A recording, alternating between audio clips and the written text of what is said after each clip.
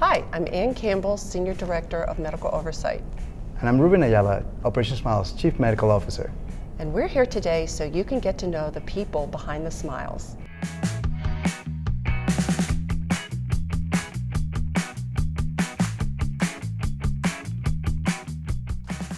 So Ruben, it's good to get together today. Can you tell me what you remember about why you got involved with Operation Smile? First of all, I got involved with Operation Smile when I was 16, and I was fortunate enough to be a translator. Why did I get involved? I thought I could help, spend a few hours and be of service, and that didn't seem outrageous, but I never expected in a million years what I was going to find when I came to that hospital in my hometown of David. So see, the hospital where hundreds of children came from all over the country, truly, is located less than 15 minutes away from where I lived. And I had never seen a child with a cleft. And I didn't see one. I saw over 300 of them. And I started wondering, why is it that these kids have never received the care? And where have they been? If I'm 16, I mean, at 16, I thought I was a long time, not much older. But you do start wondering why there was such inequity and even injustice. And that's probably what I remember initially the most. I got involved because I wanted to help, but the shock of seeing the amount of need was overwhelming. And it was only matched by just the utter desire of the volunteers who had traveled from many different parts to come to my hometown without even knowing the culture or the language, because they believed that a kid they had never met was worth the chance and their efforts. That was quite inspiring. Anyway, so how about you? Can you tell me why did you get involved with Operation Smile? Well, my story doesn't go back quite that far, but as far back as that age time, being 16, 17, I knew I had a passion for children. I dreamed of being an elementary teacher. I went to school, became an elementary teacher. Later in life, decided that I wanted to be a pediatric nurse. And I had the privilege of working in the same hospital with Dr. McGee, who was an enigma. And I heard so much about this thing, Operation Smile, and wondered what it was. So my children were older, and I really had this passion to want to give back. I didn't fully understand, living in a little bubble here in the United States, all the incredible need that's out there in the world. But heard wonderful things and just kept pursuing. And in 2002 was invited on my first mission, and that was just the beginning of the wonderful journey that we've both been able to be a part of. It's been a wonderful journey for you. It has been a wonderful journey, and it's been a journey.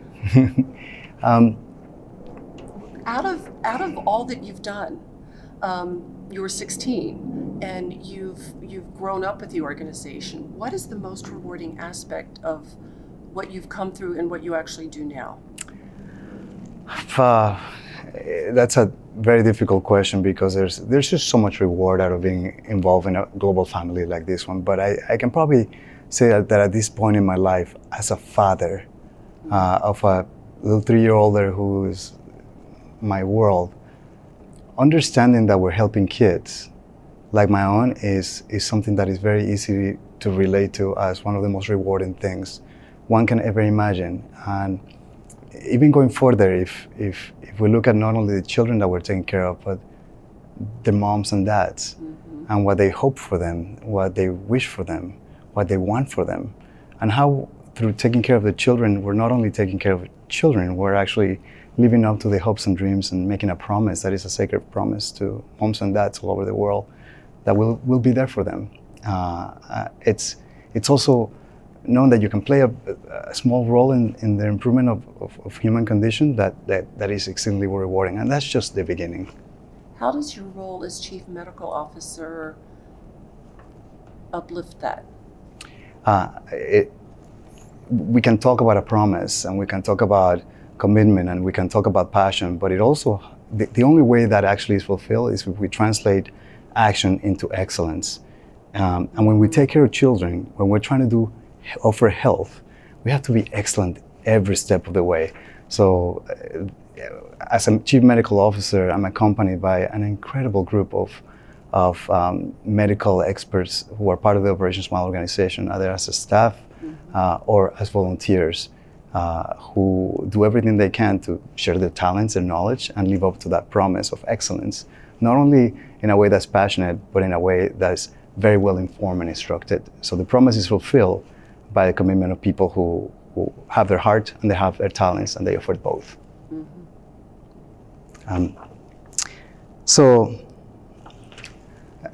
And since the early 2000s, you've been part of Operation Smile.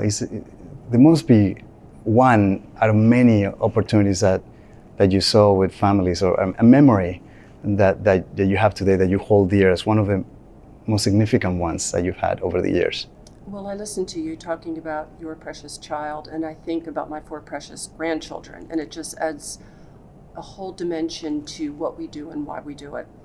And I do have a special memory that is just an incredible memory.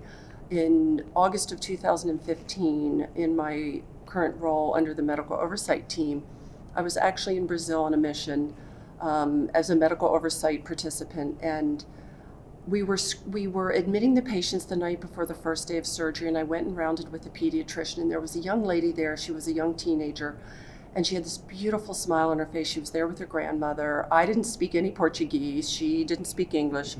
There was something magical that just drew me into the room. So I went in and gave her a big hug, and through translation asked her what she was there for and what she was going to have done. And she was there for a palate revision, and there was just something that continued to draw me to her the next day during her surgery day and the following morning when she was being discharged. So when she was getting discharged, one of our other volunteers was actually sitting with them and asking some questions about her journey and her visit and their care. And the grandmother was looking at me very funny. And I asked her, I said, "When did you have your lip repaired as a child?" And she said, "I had my lip repaired in 2002 in Goiânia, Brazil. And my heart stopped, and the hairs on the back of my neck rose, and my eyes teared up. And I said, wait a minute, that was my very first mission with Operation Smile." And she looked at me and she said, "I know," the grandmother. She said, "I know, I remember you." Well, there wasn't a dry eye Of course. on that sofa that day when I realized, what are the chances that a child on my very first mission that I'm going to see 14, 15 years later as this young adult and this beautiful woman. So that stands out in my mind. And Cool. Many other beautiful children and volunteers that we've been able to work with. It comes full circle. It does come full circle. And that's the beauty of the job and the ability to just be part of the amazing work that we do. So how has your work with Operation Smile changed you as a person, from that 16-year-old to a dad, and really just how you view the work that we do now, and when you look into the future especially?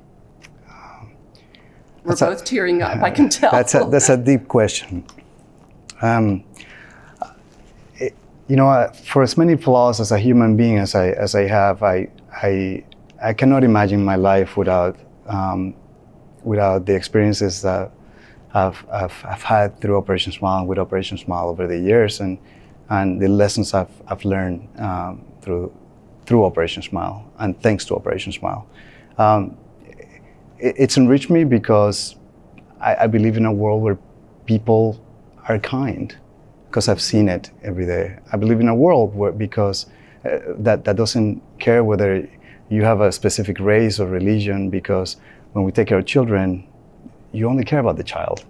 I still believe that there's overall goodness in human condition, and it'll be hard not to when I've seen so many amazing people do so much for children. There's a lot of inspiration that for so many of us who've been part of this organization, and the inspiration starts with our co-founders who had a dream, and continues with our volunteers who are willing to give everything they have, and goes on with people who join the effort. And it's actually most probably at its purest form when we are inspired by fathers and mothers who do everything for their children, and ultimately by the utter joy and jubilation that you get when everybody actually plays a role in changing someone's life. That's so true, because I remember so many times when a parent comes up and thanks you, and I remember being so humbled and thinking, no, no, no, no. I thank you because you have given me an opportunity to experience something so many people in this world will never experience. And it is true. There are so many similarities in just being a parent and just looking through the eyes of a parent. And like you said, it doesn't matter where you come from, what your religion, your race, what you believe. At that moment in time, you merely want the best for your child, for yourself, for your family, and for whatever life has in front of you. And to be able to be a part of that, and we both know how precious our Operation Smile family is, which is not just the employees here who are incredible, but the people that we have been absolutely blessed and gifted to come to know, that demonstrate true humanity and kindness all over the world, not just where we live. How many people will ever have that opportunity to experience that? You know, it is true. And for so many of us who get a chance to get up in the morning and come to work for Operation Smile every day, It's not work. Well, we're inspired. We get up in the morning excited because we know someone at some point, somewhere in the world, is helping us do something. You know, for as much as we sometimes talk about doctors and nurses, how about the students? How about the students? How about how their lives are changed? How many? So let me switch for a second, because there's a lot that goes into Smile. So when you go on Operation Smile missions, have you seen a young person do something extraordinary that you would have never imagined someone of that age could do? I always say when I come into this building or when I go on a program and I see those young people, they absolutely restore my hope in humanity. Because I watch incredible people who, like me on my first mission, didn't really know what was in store for me. And they're throwing themselves out there 150% to the experience and to contribute. And I've watched young person after young person who might be a little timid on the first day, jump in and get in the middle of a group of kids and become a child themselves and bond with those children, bond with those parents, hold the hand of, here's a teenager who will hold the hand of a parent at probably one of their most vulnerable times and offer some comfort, offer some fun. They come around on the post-op ward and bring their bubbles and get right in there with the children and just become a part. And I watch them unlayer the story and get to understand who these families are and where they come from and what life is like and what we're offering them. And then I watch them leave and I just look after them and say a prayer, because I know that forever their life is going to be changed from that one experience. And there's hope, right? And there is hope. There is hope. Sure. One thing that I would say, and you probably will agree with me, is that when you're trying to create a smile, when you're trying to take care of a child, everybody has a role to play. Everybody. And you may come in with a preconceived notion of what you think your role is, and your role shifts. And you may do your professional role, but I will tell you that each one of us becomes whatever we need to be in that moment for that child and that family, whether it's a hand to hold, a smile to have, hope to offer. Wait. Since you're talking about so many roles, why don't you tell me about maybe some of the roles you've had to play over the years? Well, golly dang, nursing is just a natural entry into everything from teacher to caretaker to social worker to, obviously nurses wear many, many hats. But I find that the incredible part of just being part of a mission and part of the programs that we do is not only working with the patient and the family and to provide whatever they need in that moment. And it can be laughing together, it can be understanding each other better. Oftentimes it's just wanting to get to know who you are and what you bring and where you're from and just that open engagement. But I will tell you that some of the most incredible moments are working alongside staff.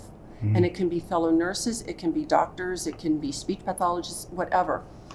And working together and appreciating that we're all trying to do the same thing and realizing that these are the most incredible people who actually live here and will be the caretakers when we're long gone.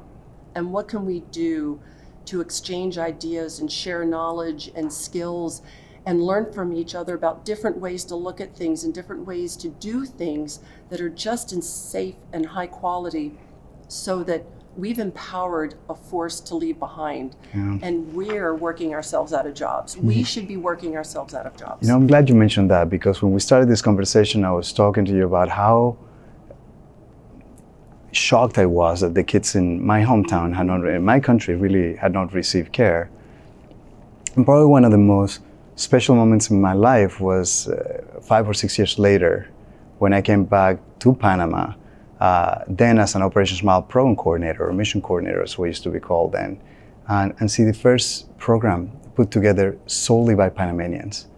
And it clicked. Mm-hmm. The people who came back in 1992 to take care of kids, they were not just taking care of kids, they were working with my countrymates. Mm-hmm. And they were sort of showing the path for engagement so that everybody could use their talents and come together to create an organization that would fulfill the commitment that every single one of them had as an individual but could not fulfill as a unit. And it's a moment of celebration. So today when I go to Panama to an Operation Smile mission, I always get a chance to remember that moment and in time when we became one of the first countries to actually say, we've learned, we got it, we'll take care of our kids. Amazing example that people have set for us, and we're here for them. And you know, that continues in different countries. It does, and those are some of my most precious moments in the recent years as an employee. And part of the medical oversight team is, you know, of course, being a nurse and being able to provide care is a cherished position. But what I celebrate the most now is when I'm working with a team and we're in a country and you're working with someone there who you have actually watched grow as a professional and grow with the passion of what we do and literally take over your job and do it so beautifully. And they're people and they speak the language and they have devised such creative ways to do things that we can't even dream about. Solutions. Yes. Yes. Probably some of the other things that I remember was the first time a country ever said, hey, you know, it's great that we do missions and take care of kids this way, but we want a home for them every day of the year. And I recall Colombia being one of those countries, and you know, they created this center concept for Operation Smile, and now how many centers do we have around the world? Oh my gosh, I've lost count. And I think that highlights what we've grown to, because 37 years ago, we really just wanted to come in and provide a surgery to a child who would have had no need to have a surgery otherwise.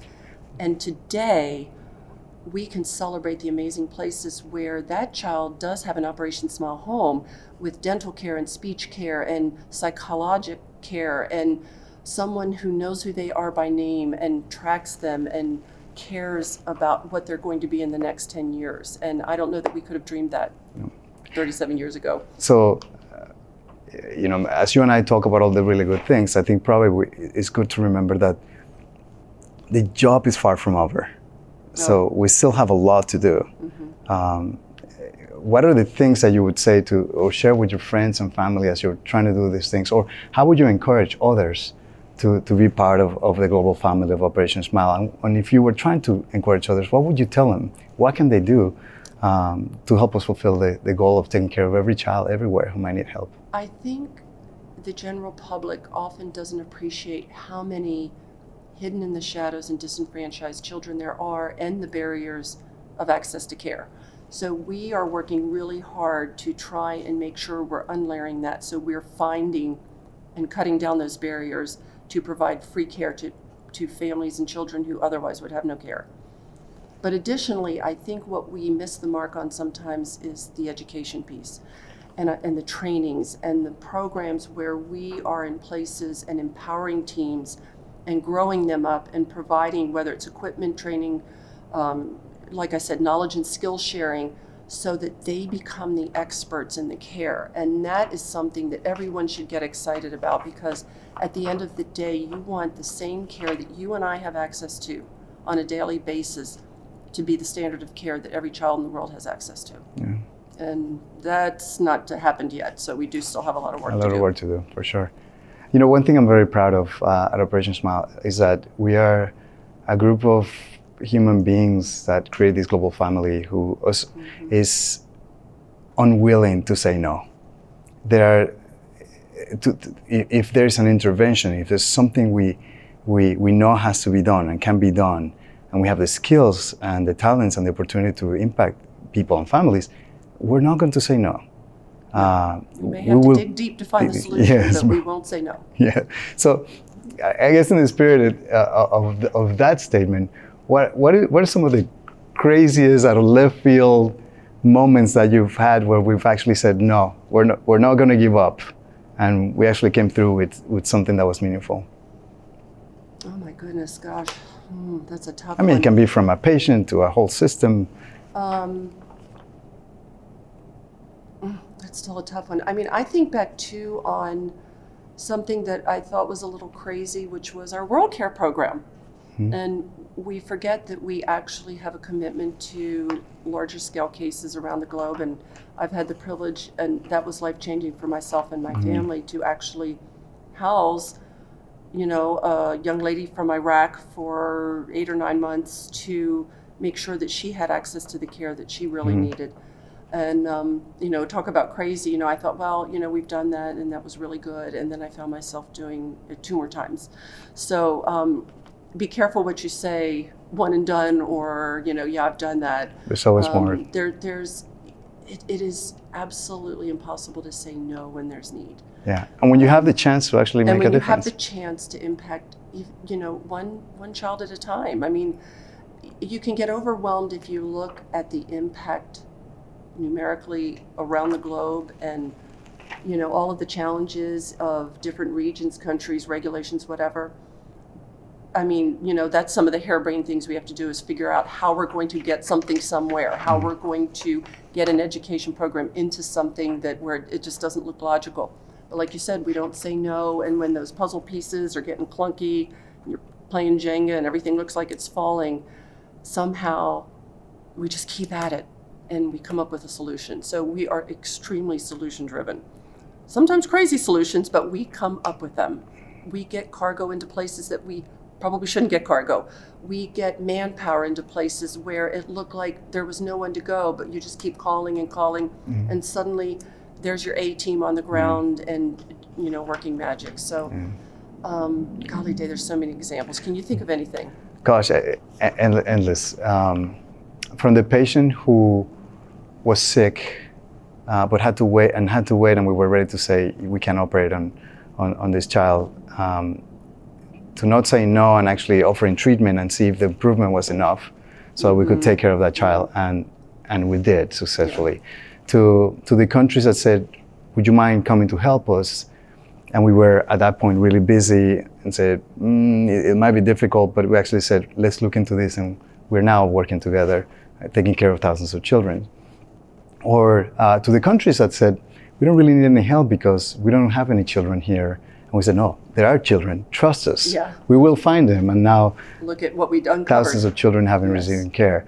Or to projects that over the years, volunteers and staff members and communities and sponsors and supporters have come together to do, such as the World Union of Smiles and World Union of Hope, where we wanted to make a statement that the effort was a global effort, that volunteers from around the world could come together at a moment in time and create something significant, of thousands of children being operated and treated all at the same time. To think about the image of a sunrise coming in in some part of the world and children being cared for as another sunset was coming in another part of the world. I think we all thought that was a little crazy, but it was amazing. Yeah, how about creating centers of excellence where we have taken care of thousands, where in the most remote of places, where people would say you can't do a center like that in that remote location. So I guess my sense on what I get from you is we're never going to say no if we believe we can achieve something, and as an organization, there's been plenty of examples where the power of unity actually achieves it. And I think what we're going to be known for, there are many organizations, but I think what Operation Smile is really going to be known for is that passion and commitment to creating completeness of care. That these are our patients, we're a family, and we are going to keep striving and reaching and stretching and not saying no and trying to figure out how we can provide the highest level of care throughout the spectrum that a cleft patient can expect. Absolutely. You know, let me share something that I just saw, because obviously people around the world in most countries get to see Facebook, and there was not too long ago this challenge of 2009 versus 2019 and how people look, and everybody was posting their pictures.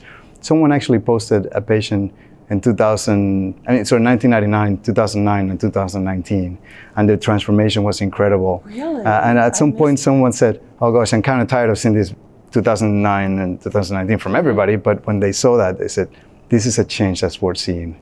And a reminder to us all that, you know, we get excited with what happens time, but what we get to do together is timeless. It continues and carries on in the opportunities that people get due to the power and the engagement of so many people like you and others. Yes, and I feel absolutely blessed, privileged, and gifted to have had the part and to have just heard who Doc was and what Operation Smile was 17 years ago, and could never, ever in 100 years have predicted this journey. So I think we both sort of sit back and say, wow, it's been an incredible journey, and I really appreciate you sharing your perspective. I appreciate getting a chance to sit down with you and hear from your heart and from mine all these memories, and looking forward to the next 10, 20 years ahead, right? Yes, Lord knows where we'll be. Hey guys, I'm Allie. Give this video a thumbs up if you liked it. Subscribe to our channel. We're here every other week with Behind the Smiles, and thank you so much for watching.